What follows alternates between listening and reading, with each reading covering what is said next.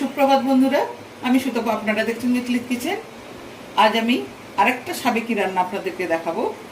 এটা অবশ্যই বাংলাদেশের রান্না, এদেশে চলে এসছে। তো এটা আজকে আমি বানাবো কাঁকরোল পুর। কীভাবে বানাই আপনারা দেখুন, আশা করি ভালো লাগবে। প্রথমে আমি বলে দিই, আমি এখানে 4টে কাঁকরোল নিয়েছি, একটু বড় সাইজের কাঁকরোল। আচ্ছা, ইনগ্রিডিয়েন্টস নিয়ে নিই, বলে দিই একটু। পেঁয়াজ বাটা, জিরে গুঁড়ো, আদা রসুনের বাটা, নুন, হলুদ, লঙ্কার গুঁড়ো আর গরম মশলা, চিনি নেবো। আমি ভাজার জন্য অবশ্যই বেসন রেখেছি, বেসনটাও নেবো। প্রথমে আমি কাঁকরোলগুলো একটু সেদ্ধ করে নেব। জল বসিয়ে দিয়েছি,